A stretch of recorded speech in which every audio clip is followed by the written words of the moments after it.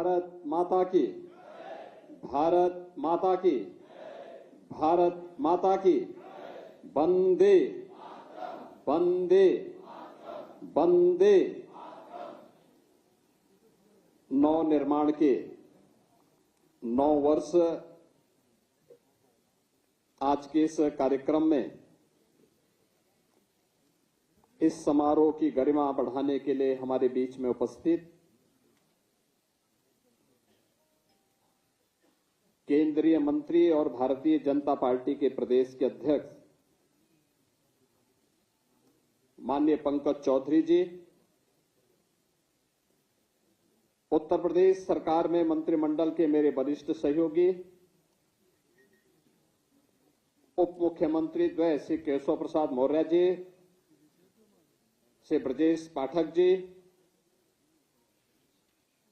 प्रदेश के वित्त और संसदीय कार्य मंत्री श्री सुरेश कुमार खन्ना जी अभी भी कुमारी हैं,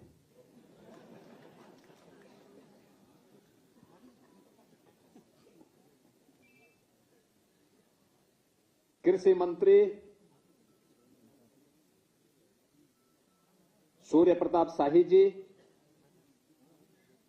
प्रदेश सरकार की वरिष्ठ मंत्री श्रीमती बेबी रानी मौर्य जी,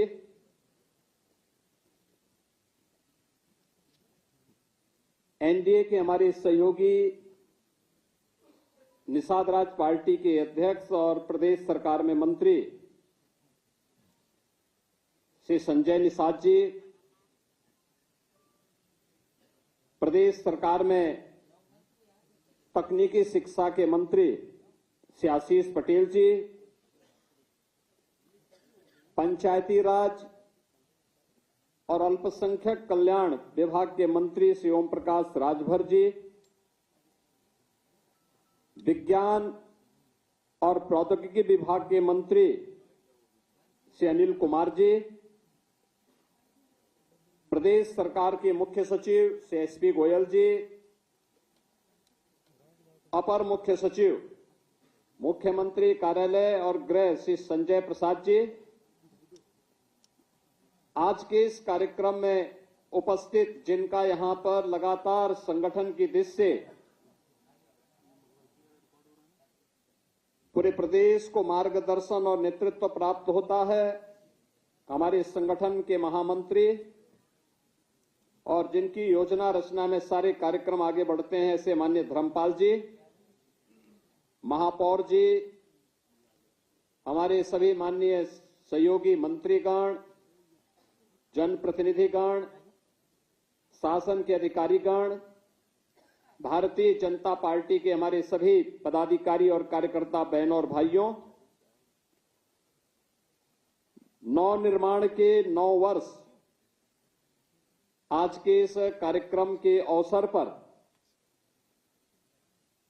मैं आप सभी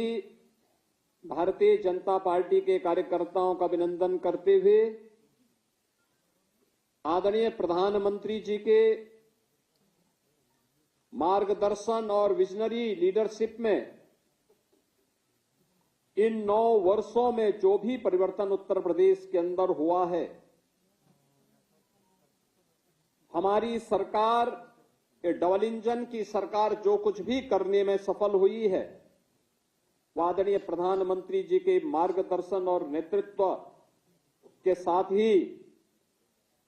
भारतीय जनता पार्टी के कार्यकर्ताओं के परिश्रम, जनप्रतिनिधियों के द्वारा सेवा भाव के साथ किए गए कार्यों और जनता जनार्दन के द्वारा दिए गए सहयोग का ही प्रतिफल है। मैं नव निर्माण के इन 9 वर्षों के लिए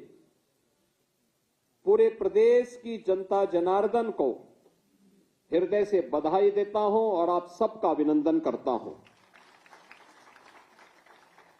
बहनों और भाइयों, हमारे तीनों वक्ताओं ने यहां पर विस्तार से कहा, हमारे प्रदेश अध्यक्ष जी ने, हमारे दोनों डिप्टी सीएम केशव जी ने, ब्रजेश जी ने, इन 9 वर्षों की इस गाथा को नजदीक से देखा है, उसमें नेतृत्व दिया है और उन्होंने इसके बारे में कि इसके बॉटलनेक कौन से थे, कौन कारक थे जो उत्तर प्रदेश के सामने पहचान का संकट खड़ा कर रहे थे, कौन वे कारक थे जिन कारणों से उत्तर प्रदेश के नौजवानों के सामने पहचान का संकट खड़ा हुआ था, कौन वे कारक थे जिसके कारण अनलिमिटेड पोटेंशियल का यह प्रदेश अपनी पहचान के लिए मोहताज था। दुनिया की सबसे उर्वरा भूमि रखने वाला यह प्रदेश, यहां का अन्नदाता किसान उर्वरा भूमि सबसे अच्छी होने, सर्वाधिक जल संसाधन होने के बावजूद आत्महत्या करने के लिए मजबूर होता था। सबसे अच्छा कारीगर होने के बावजूद क्या कारण था कि हमारा कारीगर उद्यमी बनने की बजाय श्रमिक बन करके उत्तर प्रदेश से पलायन करने के लिए मजबूर हो रहा था? क्या कारण था कि उत्तर प्रदेश की आधी आबादी भय और दहशत में सैनी रह करके स्वयं अपने को कोसती थी? बेटी सुरक्षा नहीं, व्यापारी को सुरक्षा नहीं, प्रदेश के विकास के लिए कोई विजन नहीं, नौजवानों के जीवन के साथ खिलवाड़ होता था, नौकरी निकले नहीं कि महाभारत के सारे रिश्ते वसूली के लिए निकल पड़ते थे। परिणाम क्या था? हताश और निराश युवा या तो पलायन करता था या फिर अपनी पहचान के लिए अपने आप को कोसने के लिए मजबूर होता था। और आज पिछले 9 वर्षों में ये डबल इंजन सरकार ने जो भी परिवर्तन दिया है, चाहे वह सुरक्षा के लिए, चाहे वह प्रदेश के लिए इंफ्रास्ट्रक्चर के लिए, चाहे वह प्रदेश के अंदर